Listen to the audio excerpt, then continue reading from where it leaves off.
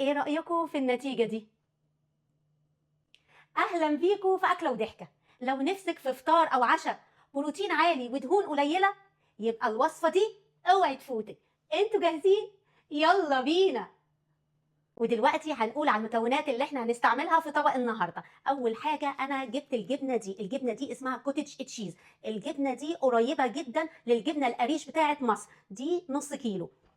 ومعايا نص خيارايه من الحجم الكبير، وثلاث حبات طماطم، ملح، فلفل، شبت، جايبه كام فرع وغسلاهم ومنشفاهم ومقطعاهم صغير، معلقه صغيره نعناع ناشف، ربع معلقه كزبره ناشفه، جايبه بصلتين خضر. انا مش هاخد الجزء الابيض، هاخد الجزء الاخضر.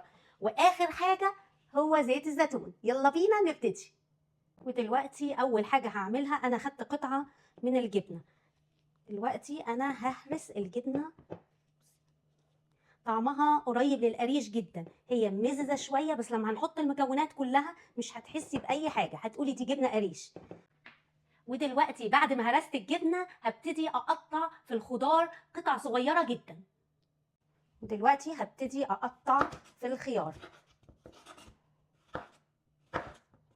انا عايزاه يبقى صغير خالص.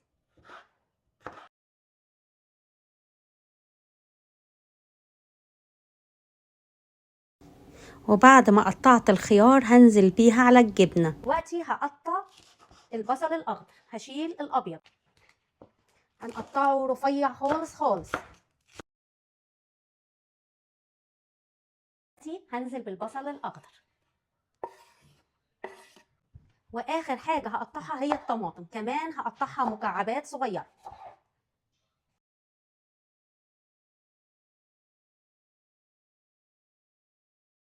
اخر حاجه هنزلها هي الطماطم بالميه بتاعتها.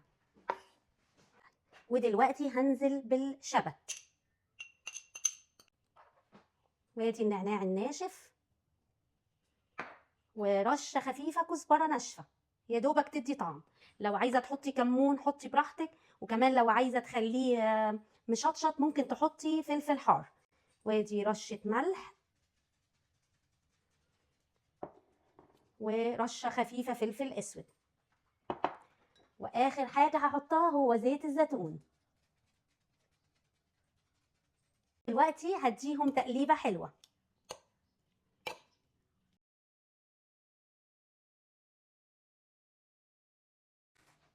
ودلوقتي هديها رشه خفيفه من الشبت من فوق كده. واخر حاجه هنحط شويه زيت الزيتون من فوق.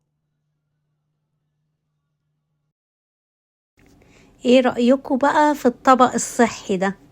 يا رب يكون فيديو النهارده عجبكم، واشوفكم المره الجايه. يلا باي.